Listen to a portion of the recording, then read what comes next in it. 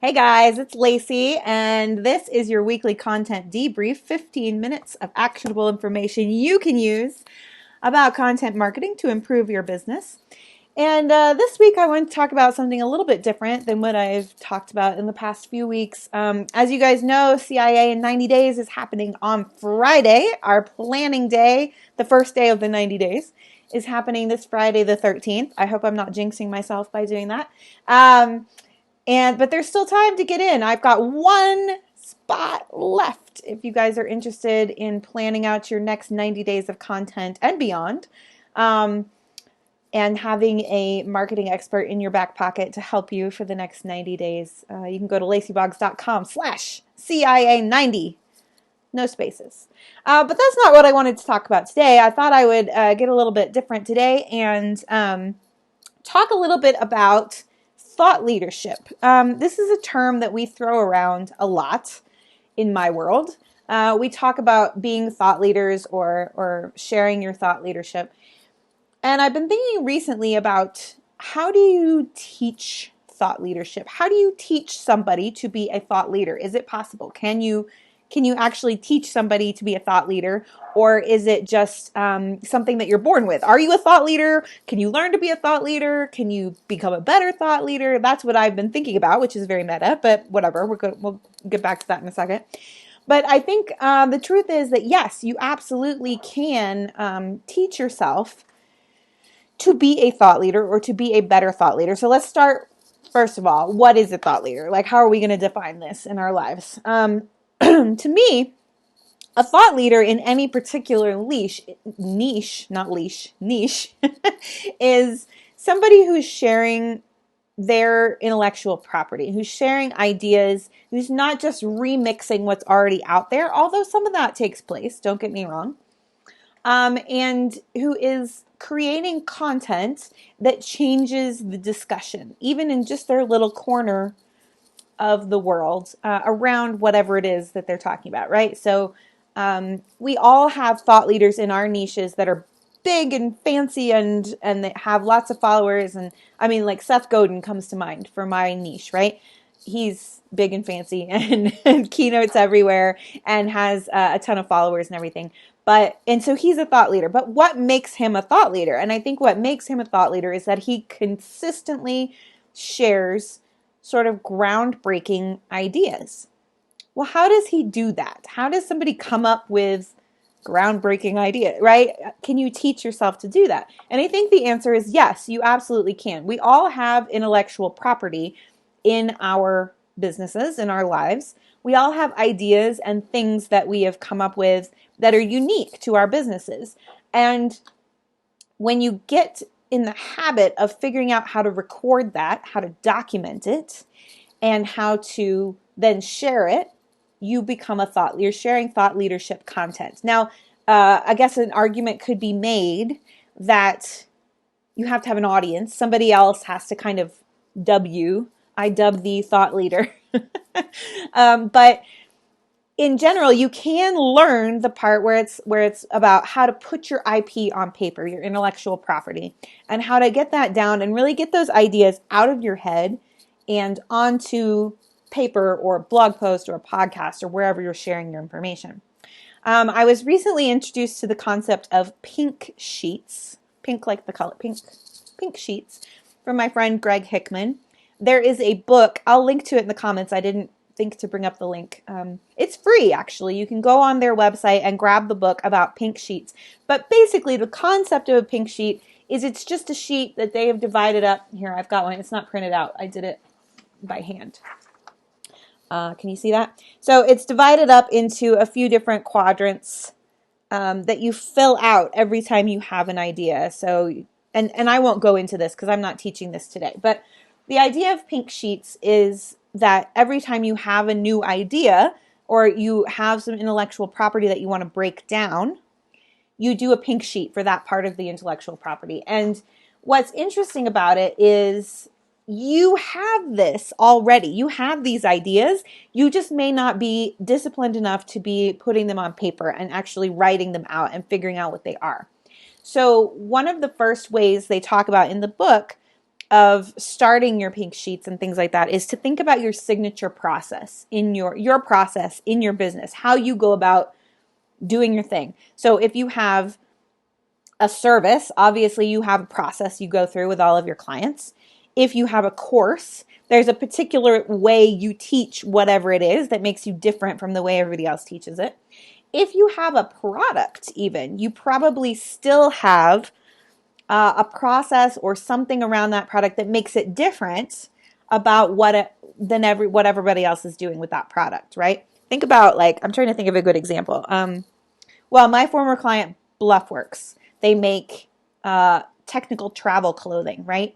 That doesn't look like technical travel clothing. So that's the first thing that keeps them apart. But then they do a ton of research and development around each piece that they create. And Stefan, the CEO, actually wear tests most of the pieces they create. In fact, we had a marketing meeting once and he was wearing a dress because he was wear testing the new women's line. That is unique, right? To do that, to have that sort of process.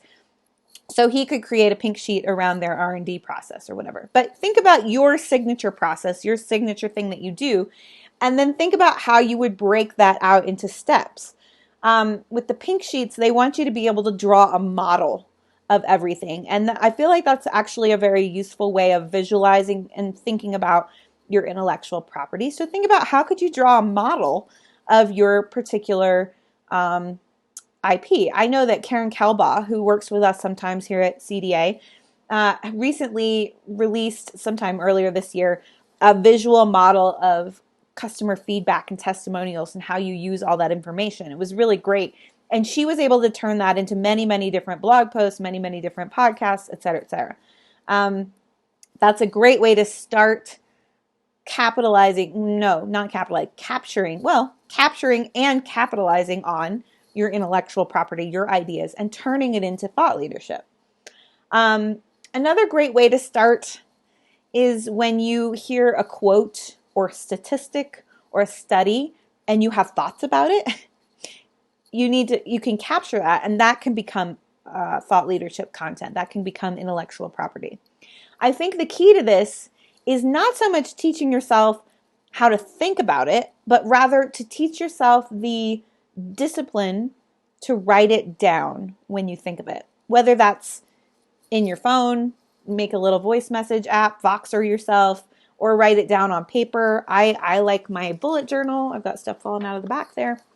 But whatever you do, wherever you capture ideas, that is where you need to get that discipline of always having that place that you're going to capture your ideas. And then not just that, because that's step one, right?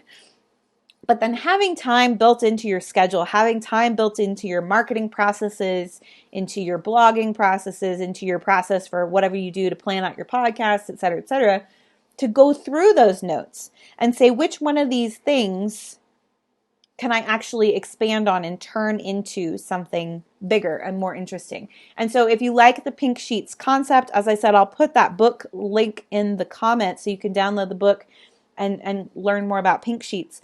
But it doesn't have to be that formal. It's just like, how am I going to collect these ideas? And then how am I going to expand them so that they become that thought leadership content, whether that's a blog post, an email, a podcast episode, etc.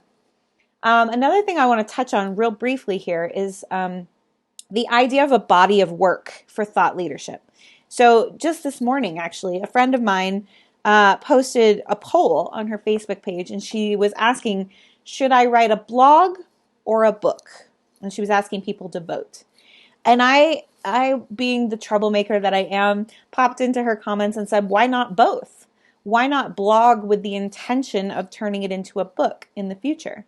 I believe it was Charlie Gilkey who said this on a Creative Live with Tara McMullen, but he was talking about how a blog is a wonderful way to capture your ideas, but it's difficult to consume as a body of work for the reader, right? Because we can read it every week, we can even scroll back through and read some, but it's not set up for the audience to be able to consume all of it as a body of work. So therefore, a book is a wonderful way to take and condense what you've already created, all that thought leadership you've already created, into a body of work that's more accessible. I participated in Tara McMullen, she was then Tara Gentili's Creative Live class. I think it's called How to Write a Book in a Week, How to Write a Book in 7 Days, something like that. I'll find the link for that too. But basically, her premise was take what you've already got. Take your IP, take your thought leadership that you've already created, be that through a blog, a podcast, videos, whatever, and repurpose it, condense it, edit it, make it flow into a book, into a body of work. I think that's another big part of thought leadership is having a body of work that's accessible to people. I have mine in several ways. Obviously, there's my blog, but then I've also got a free library people can access where it's a little more organized. People can literally like go through the steps. And then I've also got a book on Kindle. If you weren't aware, it's called Make a Killing with Content, and you can go get it for 99 cents. But that's how I have collected my thought leadership in the past into a body of work that's more accessible. So I'm just really, I guess, let me just sum up and then I'll ask you guys a question. To sum up, thought leadership is anything that you are creating that's a little different from the mainstream. So even if you're remixing several different people's ideas, but turning it into something fresh and new, that's thought leadership. When you are creating, when you're going out there and having an opinion and talking about your process and talking about why what you do is different and better, et cetera, that's all thought leadership, okay? All those why to posts that I talk about, we talk about many businesses don't need to do more how to posts. They need to do more why to posts. A lot of those could be considered thought leadership. So how do you get yourself into the habit of creating thought leadership content? Well, the first thing is to get in the habit of recording your ideas, wherever that might be, in a book, in a notebook, on your phone, whatever. Then putting time into your calendar, into your planning process to go back through those ideas, weeding out the wheat from the chaff, and trying to figure out which of these pieces will make powerful thought leadership content. And finally, how are you going to collect that content into a body of work that's accessible to your audience? So that's kind of my random thoughts about thought leadership. So to answer my question from the top, yes, I do believe you can teach yourself to be a thought leader and take steps to become more of a thought leader in your industry. But what I'm curious about from you guys, if you've watched this far, are you interested in being a thought leader? Is this something that interests you? And if so, like, have you started? Do you consider yourself a thought leader? Have you started trying to figure out how to go about doing this? Let me know in the comments or in a DM. I'd be super excited to hear from you. And yeah, that's about it. I think I am going to go live next week, but the following week will be holidays here in the US, so I won't be here Christmas week. So next week I will be here, same bat time, same bat channel, Tuesdays at noon Mountain Time, which is 11 a.m. Pacific, 2 p.m. Eastern, and I will see you then. Talk to you soon. Bye.